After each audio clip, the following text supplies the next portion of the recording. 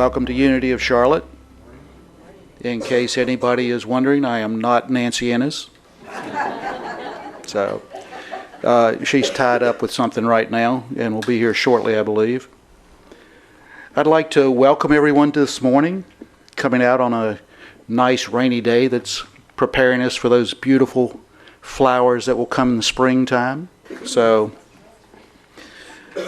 we'd like to begin today's service with our statement of faith.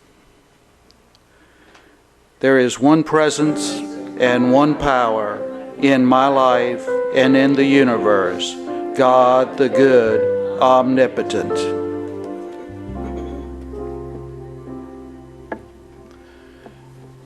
And as we let that sink in, I will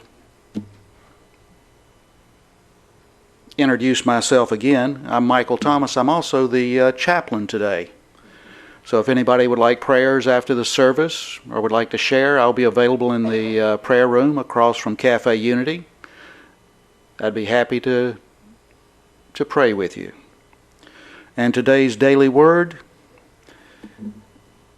I am born anew. Every day my body is renewing itself. New skin is created, hair grows, and each organ remakes itself cell by cell. This same process applies to my inner life as well. I may have noticed a habit or reaction that I would like to change, a belief that is limiting, or a false story I am telling myself. In my prayer time, I consider what the divine image of myself might be. It may be more compassionate, understanding, or forgiving. I hold this vision in my mind and heart, knowing it may take time to come to fruition. Each day I release old ways of being and give life to a renewed, radiant self. And from Galatians 3, 9 and 10, do not lie to one another, seeing that you have stripped off the old self with its practices and have clothed yourself with a new self, which is being renewed in knowledge according to the image of its Creator.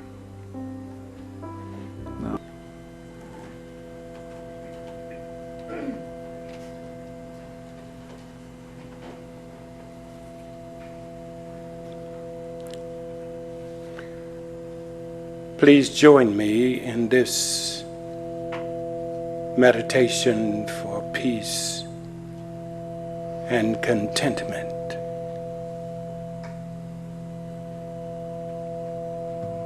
Allow yourselves to settle into your seats. Be assured it will hold you.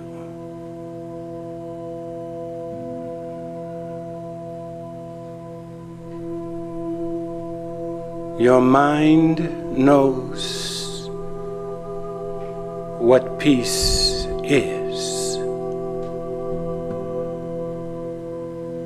Instruct your hearts and your bodies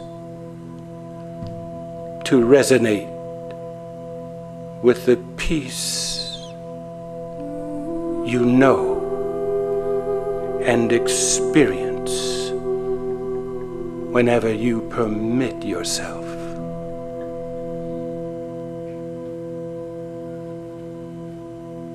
Mind, heart, body, each resonating peacefully.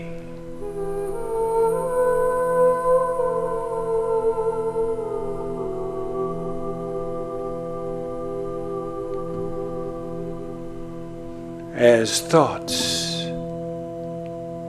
drift across your mind,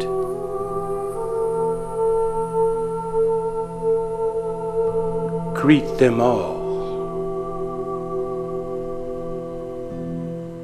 with contentment.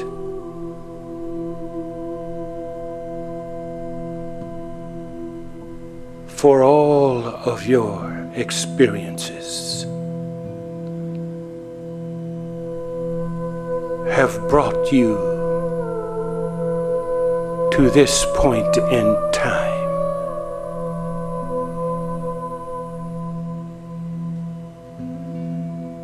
It is glorious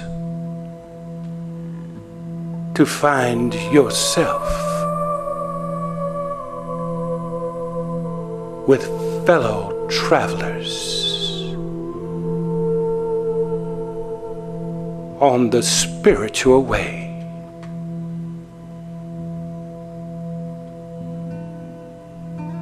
All of your experiences, thoughts, and feelings have conspired to bring you here.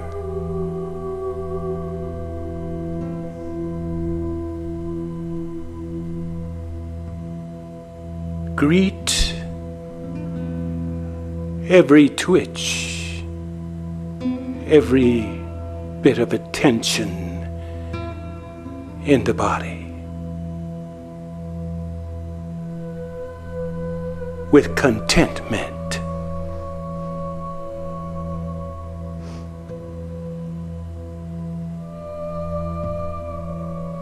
Embrace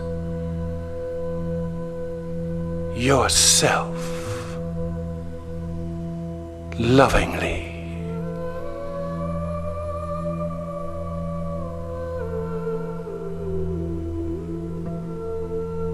Be content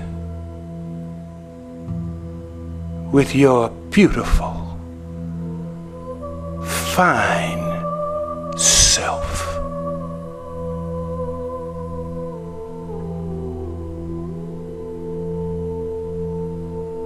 God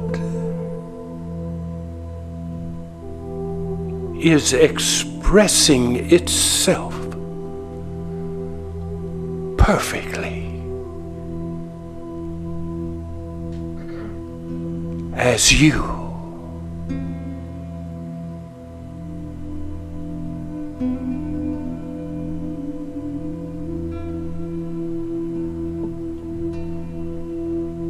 You are a divine idea in the mind of God.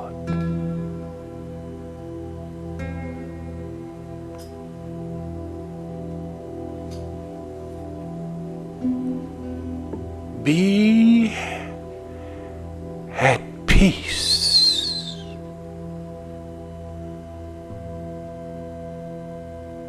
with yourself.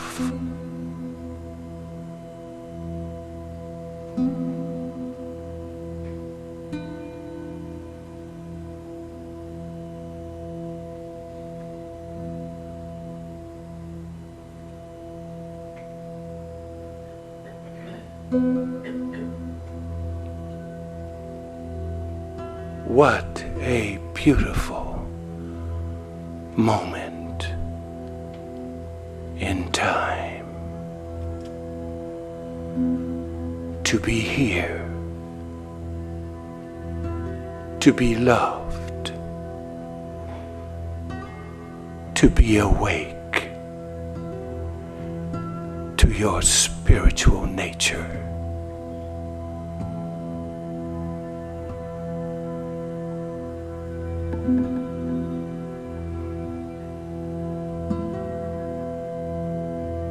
Thank you, God.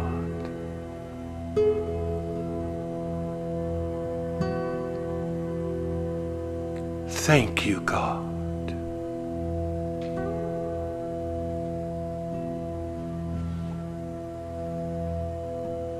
Namaste.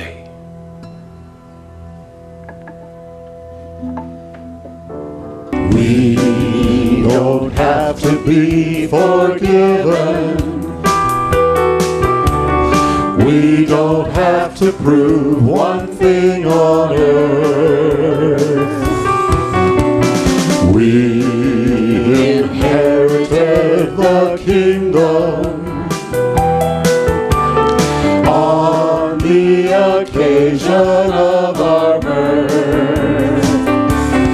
For nothing can separate us from the unconditional love of God, no matter what we do or where we go. Oh, nothing can separate us from the unconditional love of God. It's a love that always brings my heart back home. We've not always chosen wisely. We sometimes have been no doubt off track. I can turn around and head for arms that will welcome me back. For nothing can separate us from the unconditional love of God, no matter what we do or where we go. Oh, nothing can separate us from the unconditional love of God. It's a love that always brings my heart back home. There is not enough sand on the desert or water in the sea to compare with this infinite gift that's mine, just for being me, being me. Oh, nothing can separate us from the unconditional love of God, no matter what we do or where we go. Oh, nothing can separate us from the unconditional love of God. It's a love that always brings my heart back home. It's a love that always brings my heart back home.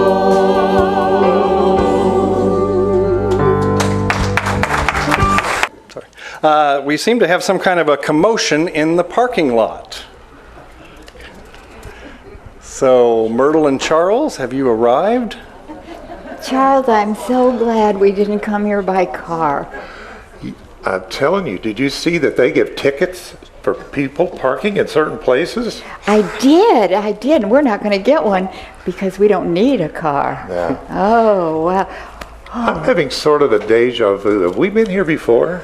Well, I think we were one time. It looks familiar, but a lot of Unity churches look just like this. Yeah, but there's something about this one. There's a lot of love here. Yes, there is. You can feel the love. Feel it when you walk in the door. And I heard they're getting ready to do the 12 Powers too, so I wanted to kind of see what that was going to be about. Oh, do you think that might be why we're here today? Yeah. You know, Charles, I want to go in and see the people and everything, but I don't know about wearing what I'm dressed in. You know, your mother made me this skirt, and I had to wear it today. But you know, I have a feeling we're in a group of people that has raised their consciousness so much that they can see beyond appearance and illusion. I bet they can see us. Oh, no. What about this skirt? Do you think it's okay? I think it's great. Okay. Let's go. Ladies and gentlemen, join me in welcoming for a return appearance, Charles and Myrtle Fillmore. Hey, everybody. Hey, glad to be back with y'all. We're glad to be back. Don't you think we're glad to be back?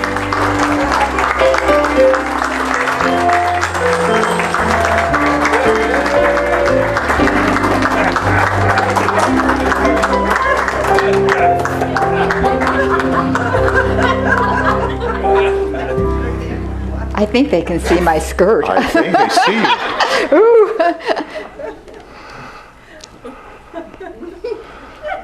One of the things here that we remember, well, yeah, we look around here, it looks familiar, but I remember something, it's kind of coming to me. Do you get it? Like what? Like the I wonder if it's like the music. Oh, remember I that? remember the I was music remembering was it. so good here. Yeah. I hope we get to hear some of that music. I do too. Maybe that's why we're here today. Never know.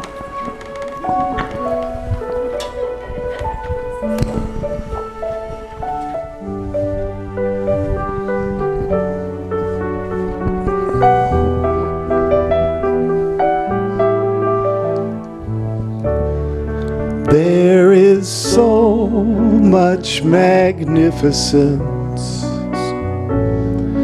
near the ocean.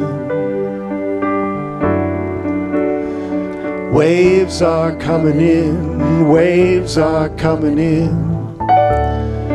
There is so much magnificence near the ocean. Waves are coming in, waves are coming in. There is so much magnificence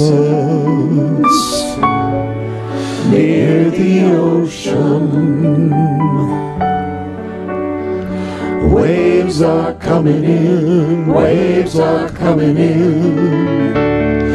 There is so much magnificence near the ocean.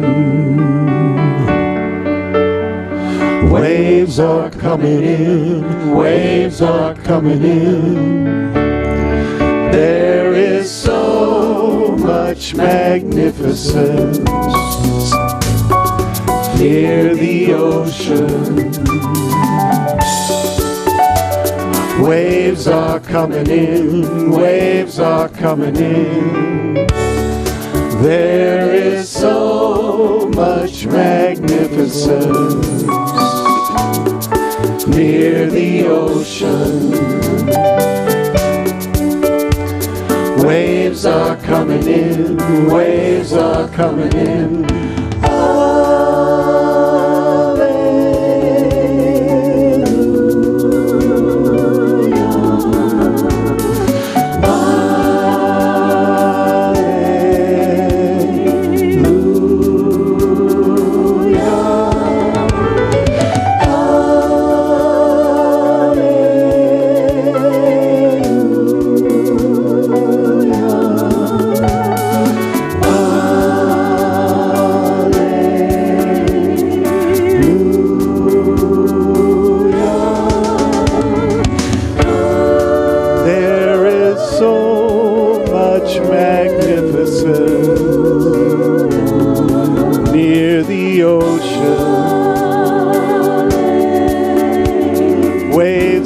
Coming in, waves are coming in. There is so much magnificence near the ocean. Waves are coming in, waves are coming in.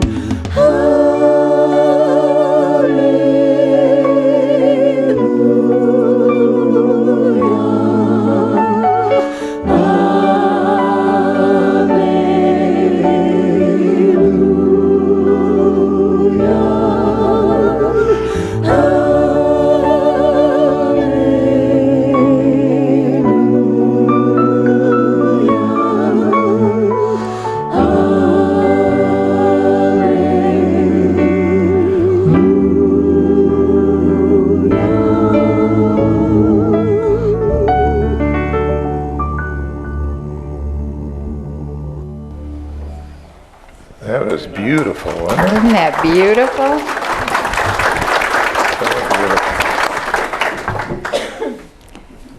That might be why we came.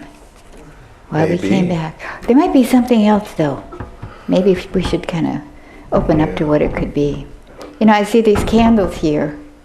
And I wonder if it's something about the candles and the 12 powers. Yes, you know, each power has a color and has a place in all of us, and I think it's very important. And I'm so glad that this community is going to put an emphasis on the 12 powers this year. We all need to awaken those powers within us. Right. It's very important. And I want to say I'm really glad one of the reasons I came back here, because one of the ministers here wears wild socks. And I've always wanted to do that back. Whoa. Over 100 years ago. But we only had a pair of brown, blue, and black. And Right. I just thought it was really, really cool that things have changed a lot. They have. You can get by with that. You know? Yeah. People like it. Yeah. Yeah. Right there. It's one of the reasons people come. Check those socks out every Sunday. Absolutely. It is. Whatever gets them here. Yeah, right. That's right.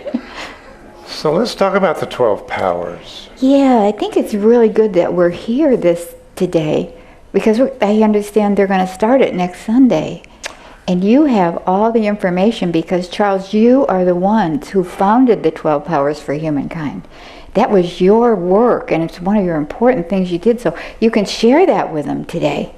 Absolutely. Oh, let's start it out. I think first thing that I'd like to say that maybe some have not understood is that we often say there's only one power. Yeah. Then we call it 12 powers.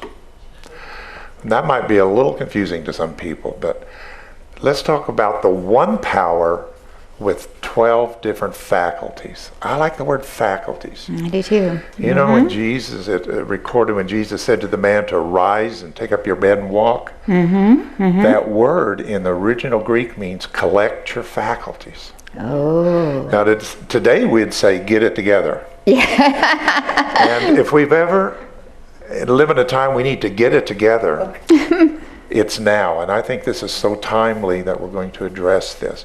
And address it more in where things have evolved, not just from where I first got it, but where it's evolved today.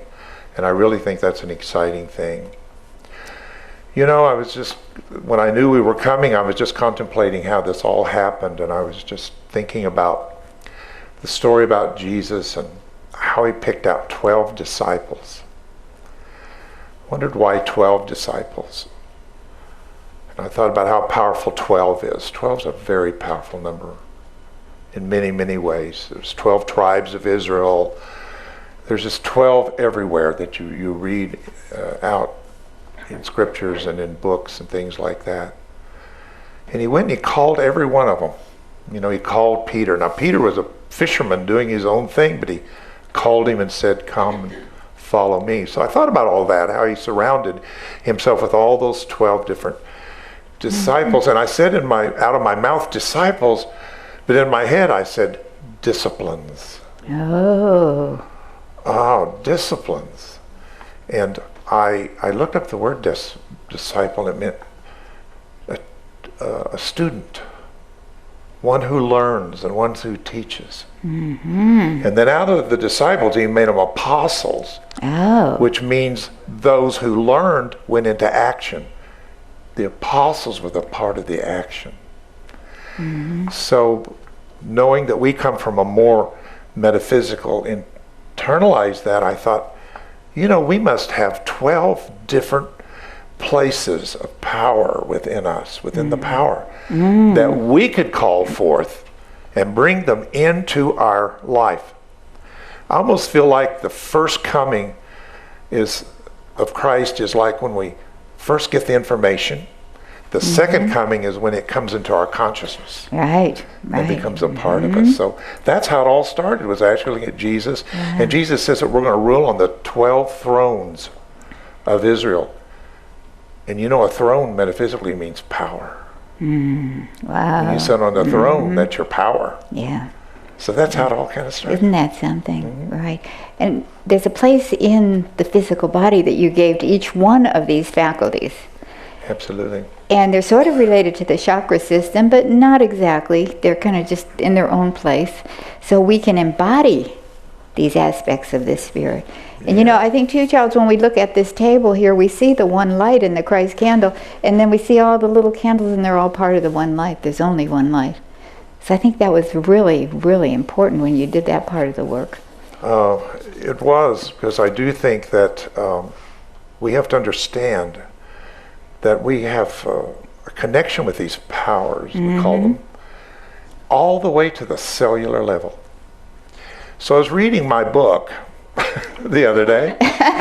You know, you forget. You forget, yes. I mean, this is like 1930 for the first edition of this book that came out. So I hadn't read it, but I was reading about how that mental energy, which I call the dynamic power of the mind in mankind, can release the life in the electrons of the cells.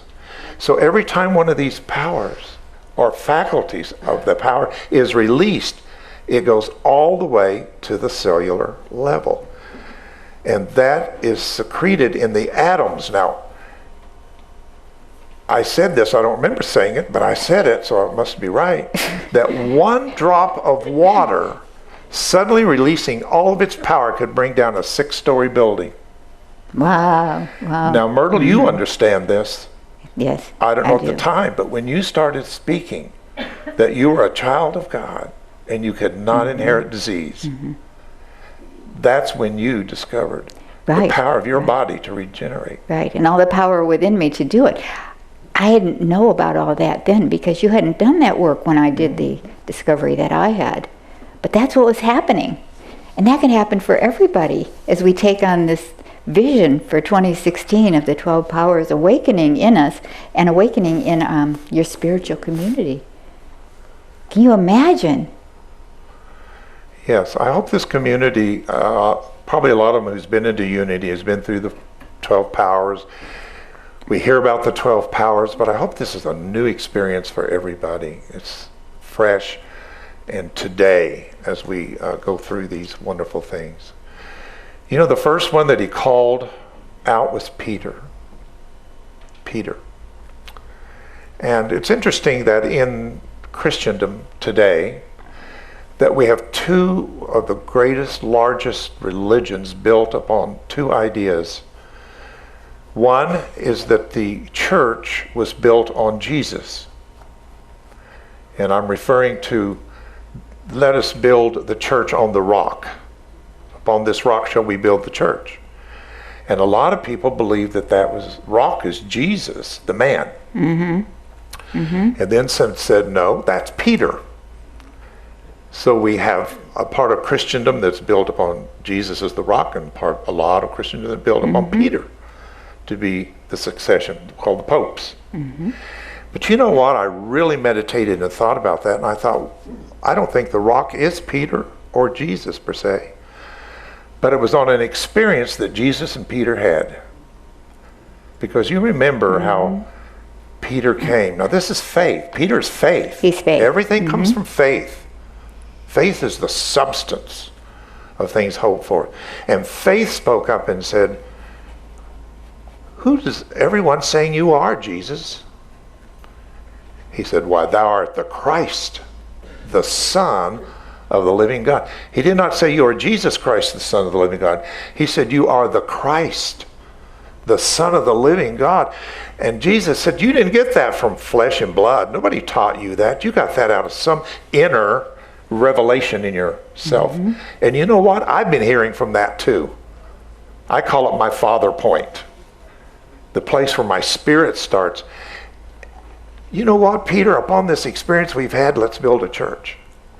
Not a church built on dogma and creeds, but upon the experience of something that we're going to call Christ consciousness. That's the rock. That's the rock. That he built upon. And it all started with Peter, faith. So the first one we're going to be talking about is calling out the inherent faith. Now a lot of people confuse faith with just belief. Right. Anybody can believe anything. I've changed my belief so many times. But faith never changes. Faith is always the point of the isness of being, the I am place. So wasn't that important that that's the first one he went to? Right, and you always say that you have the right to change your mind at any time. I've heard you say that, Charles. I have, and I have changed my mind. And I think I'm still changing my mind. Yes, you are. Yeah. If I was around today, I'd probably be a different Charles. Probably. Yeah. I could see with that. Pretty socks. Yeah. Well, I had some things I wanted to ask you about. The 12 powers. I know you said some things about them, not necessarily in your book, but other people have quoted you. You said it is the most important thing that we have to do in our life. You said that, Charles. And I know you believe that. Is opening these centers within our body and using them, not just discovering them, but finding out how to live from them in our life. I do believe that the 12 powers, and I know I said this in the book, doesn't just belong to the very new person just coming in to spiritual and metaphysics, but it belongs to someone who's developed the consciousness in which to receive it. And that's another reason why we're here with this community, that enough teaching and enough has been put in here to raise a community to the level to really receive this experience now. Not just a teaching of mine, something that I did, but something they can experience and bring it from their divine consciousness into their personal consciousness. Right. And I want to quote something that you said. You said, opening and developing our Christ nature is the greatest project that we will ever undertake. You said, unspeakable joy and glory are promised to those who strive with unselfish devotion to live the Son of God consciousness. And then you said it's the greatest project we'll ever undertake. Those are powerful words, Charles. Yes, they are. See that happening here, that if people really wanted to do this, that those kind of things could happen? Unspeakable joy. I like that. Do you?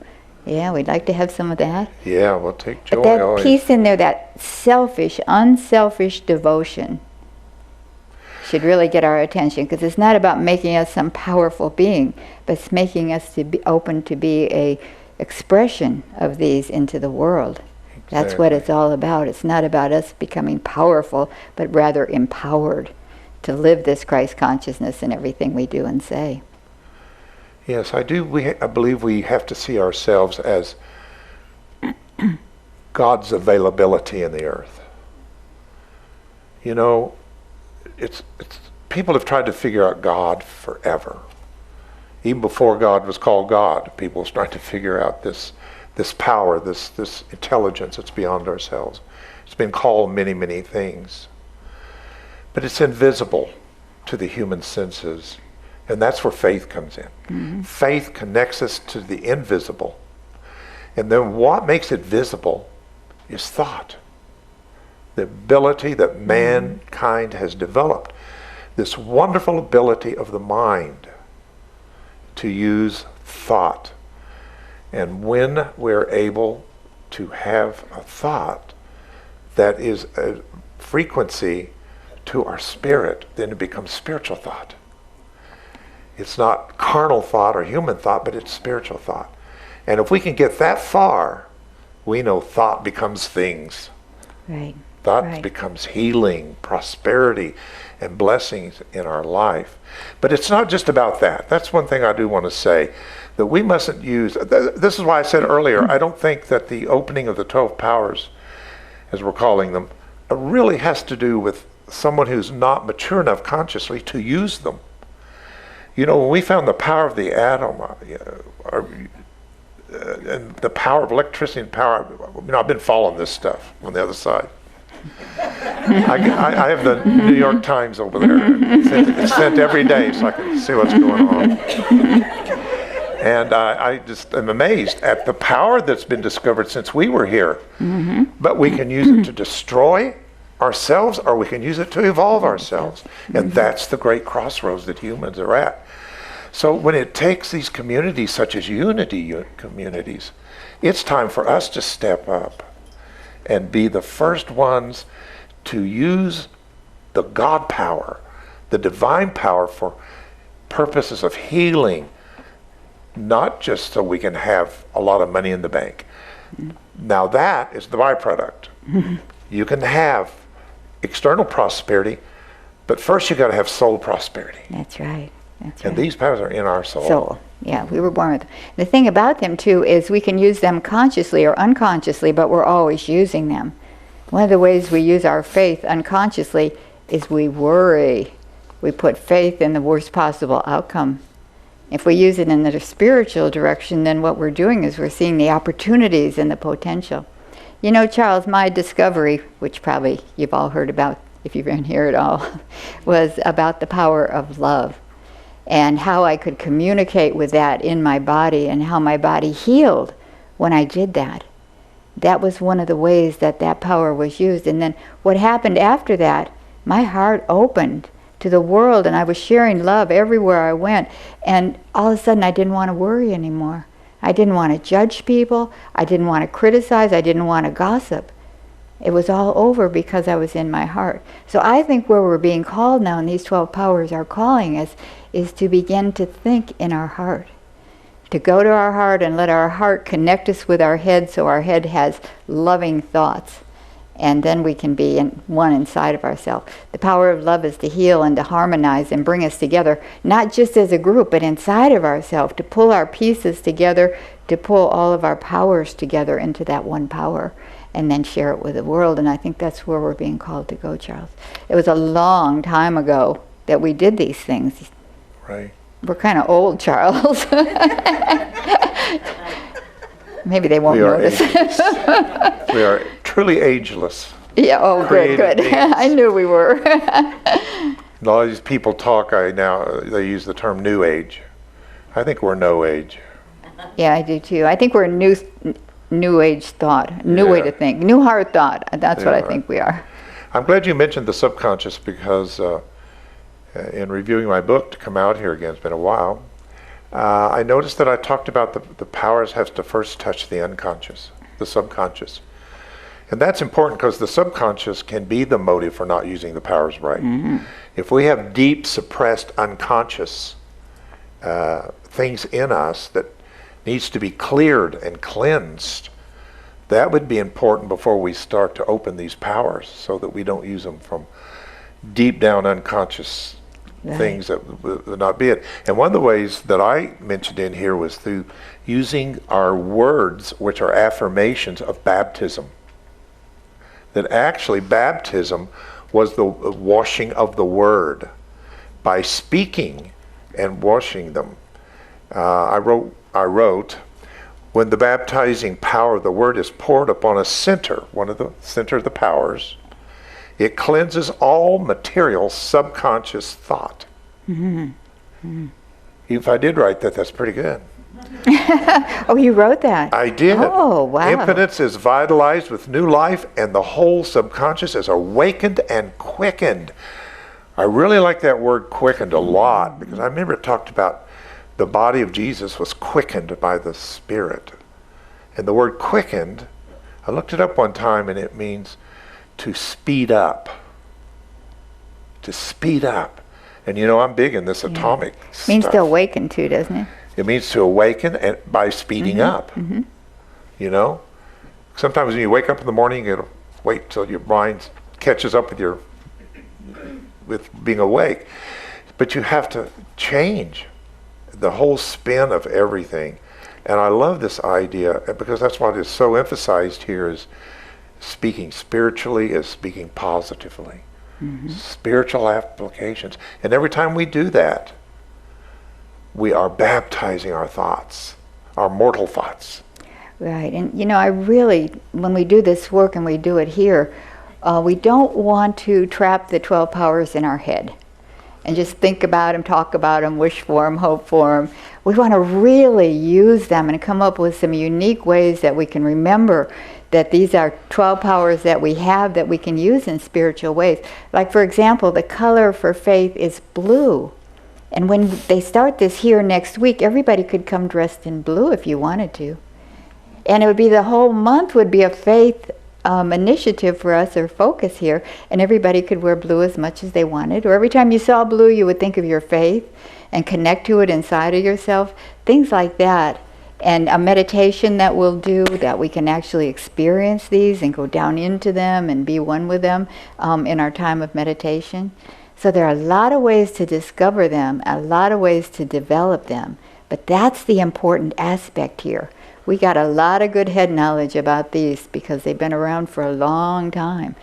But what we want to do is make each one of us to make this a personal thing with us, so we can really experience, and then we can really live it. This becomes the way we live our life. We are faith-based. Everything that happens, we bring into our faith faculty to see how it fits, how we can bring faith to the things that happen instead of worrying about them and being caught up in them and going on and on about them. We're going to have the experience and the discovery of these. So we're going to take them from our head to our heart is what we're going to do, and make them come alive in our life, and then go forth and be that expression of the 12 powers wherever we go.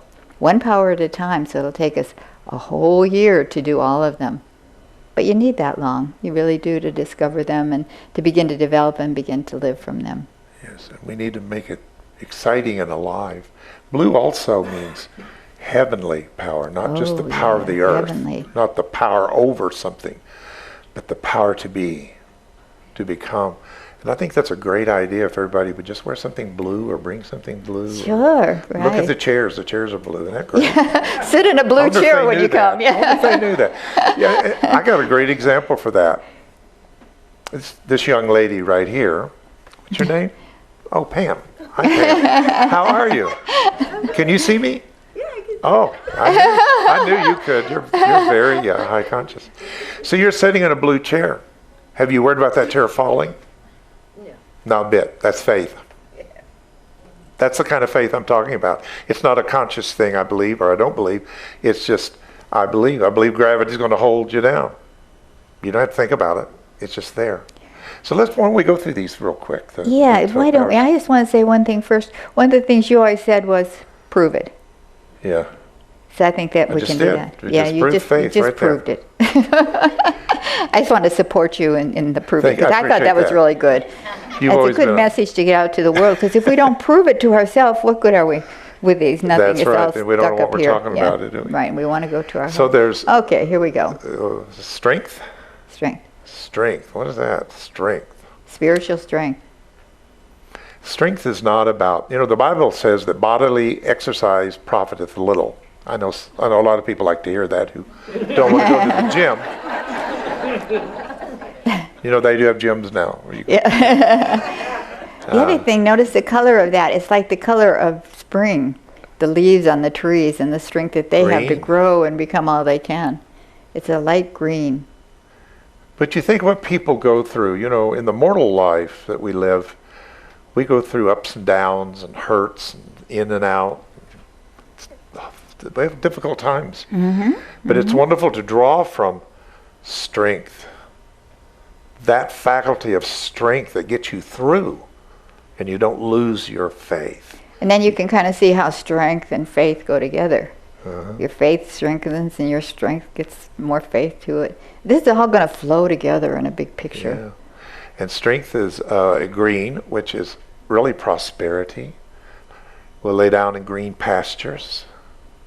Then there's love. Do we know love here? Heart Math people? Yes, we've studied that for a whole year now. Love. Nothing greater than love. And one of my favorite is imagination. I don't think we would be where we where we were when this all started if it wasn't for our ability to go beyond the five senses of logic of the human mind and be able to use this wonderful faculty that humans have, and that's the ability to imagine anything. And I think Spirit uses that. Uses that imagination, the ability to imagine. And that is, what color is that?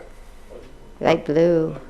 Another blue? It's like a turquoise. The light blue. One of my favorite colors. Sky blue, right. That's how we receive divine ideas too, through our imagination. Yeah. They come to those who are open and through those who are willing.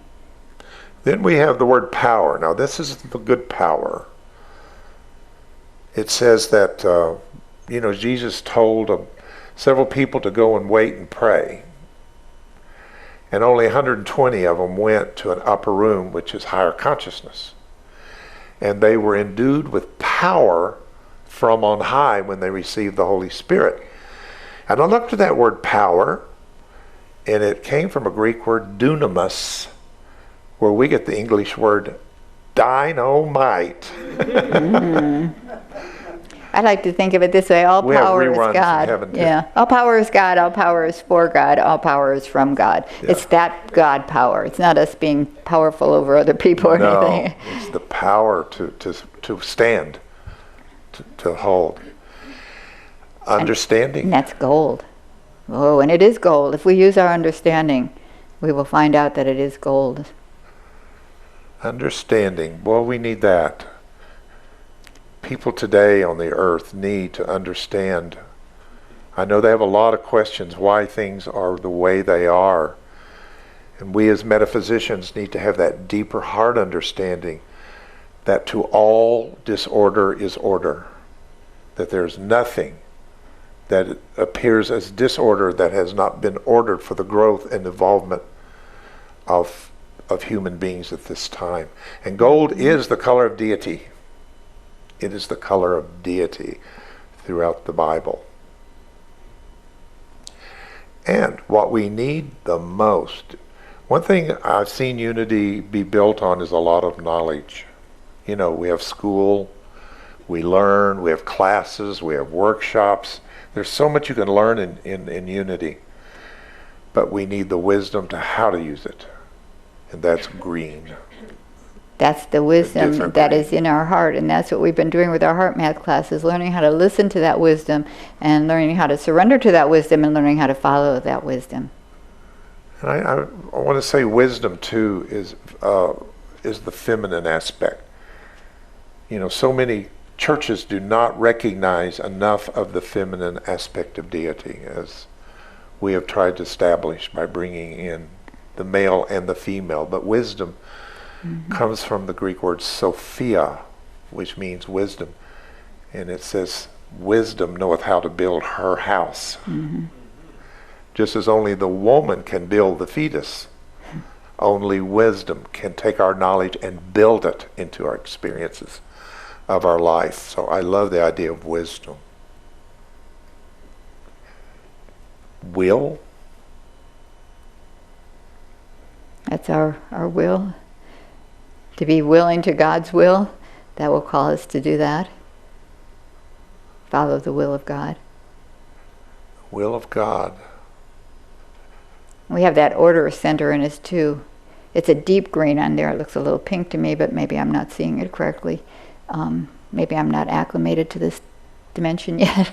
No, Yeah, we're it's a dark green anyway, that order. And we have an order center in us thing to keep order and balance inside of ourselves. That's a wonderful way to look at it and to work with it.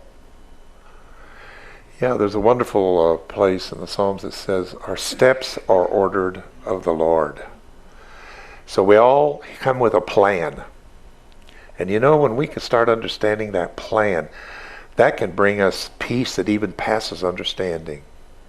But if we try to take over our life to be what we think it should be, rather than what God's will is for us. I love it when it says that when Jesus met his time, he said, now, I'd rather this pass from me. I know we've all felt like that at times. I'd rather not go through this. But nevertheless, thy will be done. Now, that is divine will.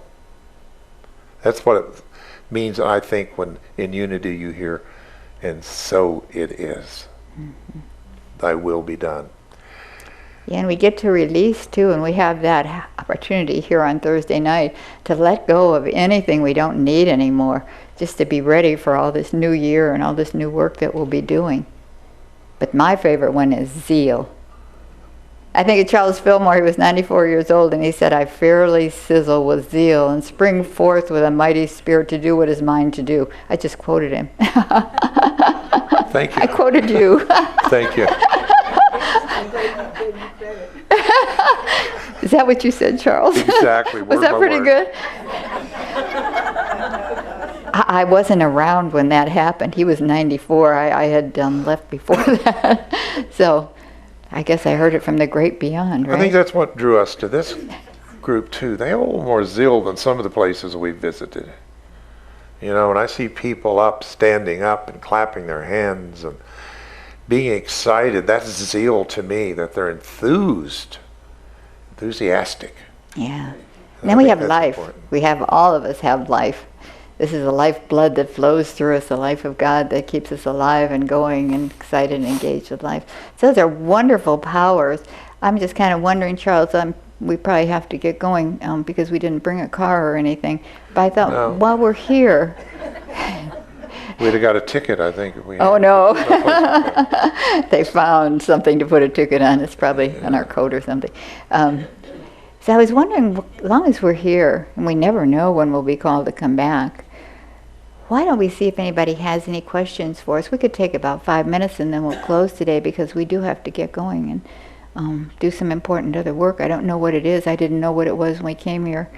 Whatever it will be is what we'll do. So does anybody have any questions? We'll take 5 minutes. If you have any questions or anything you'd just like to ask Charles and Myrtle Fillmore that we might be able to answer for you. Okay. What did you say about love? About love? You know, it's hard to say about love because God is love, and I don't know how to say, I don't know how to define God. Love is a force. It's a power that emerges from the heart that is so beyond expression that even the word love doesn't even do it justice. It's an experience that we feel that is so transcendent. It has so many names for it that we call it that sometimes we don't really get the essence of what it is. We had a love class here a couple weeks ago, and one of the groups came up with 30 ways we could define love. And then we started talking about 30 ways, and we had 40 ways that we could talk about love and know love and say what love is for us. So it's so big, and it's all that God is, and it's a mystery. It's a mystery to live in and experience, not to solve. We don't have to solve it. We just have to experience it. And the more we experience it and the deeper we go into love, the more love wants to reveal itself to us. We've had an incredible year here learning about that power of love, and it's just really right here, and it wants us to be that love in the earth. That's why it's there. Hope that helps. But it's a mighty power. Dougie? Charles and Myrtle, I don't know if you noticed on the way in, but do you know if your books are available in the bookstore? Are they? Oh. They are? We're glad to hear I'm that. just wondering. Oh, we're going to all go afterwards. Let's take a field trip to the bookstore. Where is it? And we'll see if they're there. That's a we'll be very checking good that out. question. You know, if they're not there, you got 100 books at least that you wrote. Well, Cora helped you. That wasn't me. That was after I died. Cora came and wrote all your books for you. It doesn't really bother me. I'm just... I was going to say, you've been a real good sport about I'm that. just bringing it up now. It's just kind of some of that unconscious material I need to be moving here, right? So anyway, if they don't have your books, I'll help you select some books for the bookstore. Some that I helped you write. I wrote some books too. Maybe sometime Cora can come with us. Oh, that's a great idea. I don't know how that's going to go, Charles. Let's give that a try, though. Let's kind of give that to Spirit to guide us. Lawrence. I would like to ask Charles how his faith walk changed when he saw you, Myrtle, demonstrate the power to heal by communicating with yourself. So how did your faith walk change? Well, by nature, I'm more of a left brain, what you call today a left brain person. I have to see. I had to figure it out. I was leaning more toward a more science idea of things and wanted to study about atoms and how it worked and everything. And I honored Myrtle's way her walk was going, but I wasn't seeing enough. And I think that it took that experience of her watching. At first I really wondered, by just saying words, I'm a child of God, therefore I do not inherit disease. I thought, that's a little iffy for me. But I watched the change and watched her actually heal herself of this disease that you call tuberculosis now. So what could I do?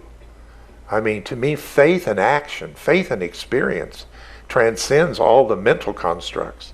and beliefs that you have. I could not deny that. So it planted a seed in my heart and opened me up enough to start listening to more spiritual principles. And of course, I had studied other religions and other things like that. So it all started coming together because of that experience. And I think that's it. Like I said, Peter and Jesus built the church on an experience, not a dogma or belief. So that's how it happened. And I saw you every day. You would go in your office and you would sit there and meditate. And then you said, I'm doing this like a science experience, aren't I? I said, yes, I think you are. But it worked. It worked That's for how you. I had to come. Uh-huh. Yes. Went through your left brain. Yeah. One more question and then we must go. We must go. Somebody's calling us. Yes. What happens to a person when they die? Well, I don't know that I know specifically. It seems like everybody has a experience of their own that is told of it. And it kind of interests me that people have such different experiences. Some go through a tunnel, some don't, anything. It makes me wonder that if people do not experience leaving the body realm based on the level of consciousness that they attained while in the body. So we still go out kind of as a student to grow, and therefore it's the soul that's growing. The spirit doesn't need to grow, the spirit is, but the soul of mankind needs to do that.